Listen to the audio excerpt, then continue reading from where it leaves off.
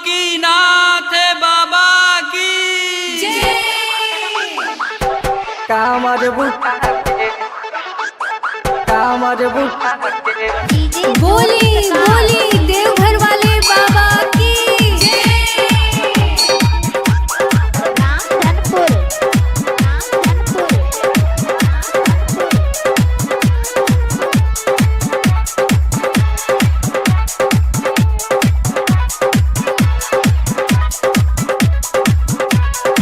थके न थके देला हरदम चलावे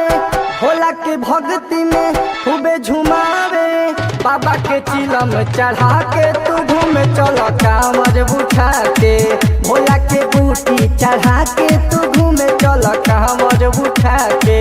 थके न थके देला हरदम चलावे भोला के भक्ति में खूबे झुमावे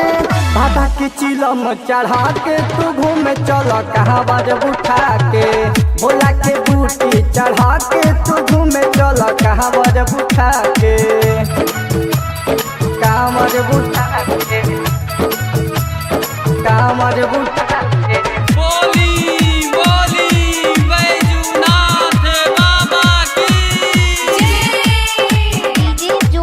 बोली बोली अरे राजू वाले बाबा की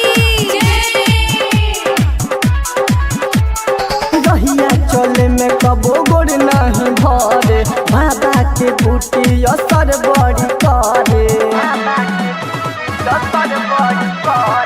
रहिया चले में कबो गोड़ नहीं भरे बाबा के जड़ी असर बड़ी करे बहेला यानी पानी मन नहीं डरे काली बदरिया से गलवा झरे मस्ती में बोले बामा बोले कि जब जब चिलम चढ़ावे बाबा के बूटी चढ़ा के तू घूमे चलो कामर बुठा के कामर बुठा के कामर बुठा के बोले बोले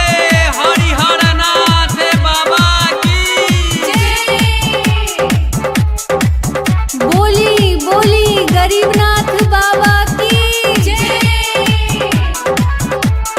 भोला के महिमा हमें बड़ी पावन बड़ा रे भग से आइल बाट सावन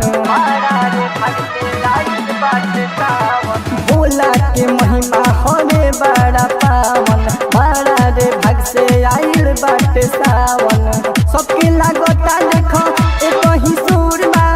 बाबा नगरिया हो जाइल जरूर बा भोला के बूटी चढ़ा के तू घूमे चलो कांवर बुठा के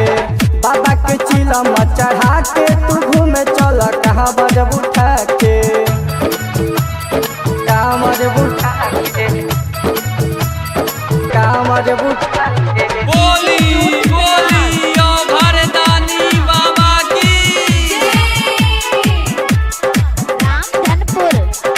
बोली बोली भूतनाथ बाबा की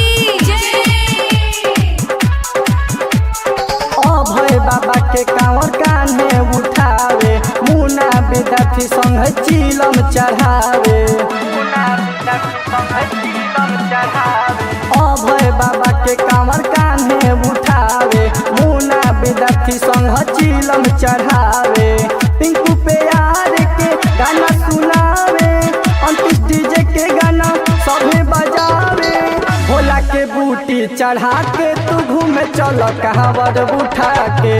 बाबा के चिलम चढ़ा के तू घूमे चलो कांवर बुठा के थके न थके देला हरदम चलावे भोला के भक्ति में खूबे झुमावे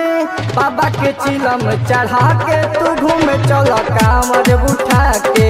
भोला के बूटी चढ़ा के